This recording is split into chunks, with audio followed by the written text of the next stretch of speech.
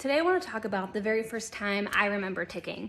Now at the time, I was just a child, so I didn't know that it was a tic. I didn't even know I had Tourette syndrome at the time.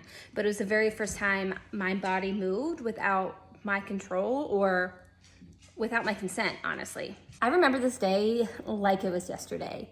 When I think about that time, it's like I get the same feelings. Like I remember seeing the side of my mom's face. I remember seeing the glow from the radio in the car. I remember sitting in the front seat, watching the trees and the houses and everything else go by. We were on our way home from my grandma's house or my grandparents' house from babysitting myself and my brother.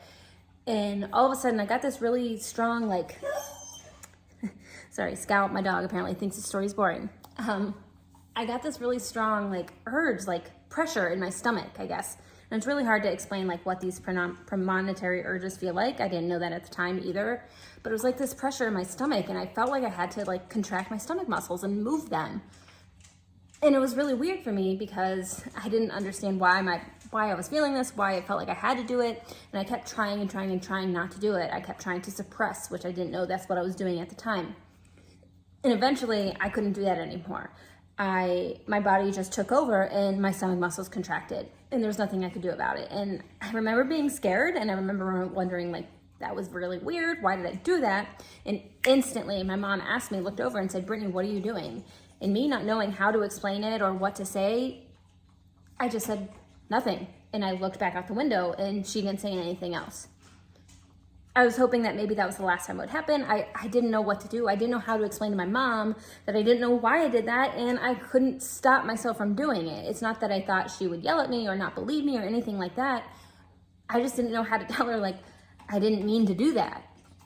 And then those feelings started coming back a little bit stronger a little bit later. Now this ride to my parents' house to my grandparents' house, or to and from, was not very long, so this happened in a short span of time. That pressure started building even more. It felt even more powerful in my stomach, and I also felt it in my shoulders too. So the pressure was building and it was rising and spreading throughout my body.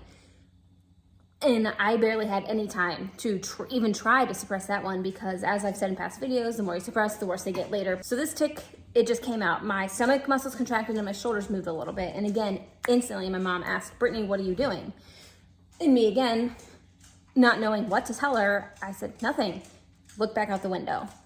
I didn't know it at the time that my mom had already been picking up on those little movements and tics that I was doing that we didn't know were tics at the time. And she was asking me specifically to see what I would say. And so when I said nothing both times, that's when we realized it was maybe time to go to the doctor, or when she realized it. And that's what led us down to this doctor, neurologist, and Tourette syndrome diagnosis. It was a very, very, very uncomfortable feeling for me. And if I sit and think about it, I am kind of in that scared state again, all over again, because it's such a vivid memory for me when I was a child.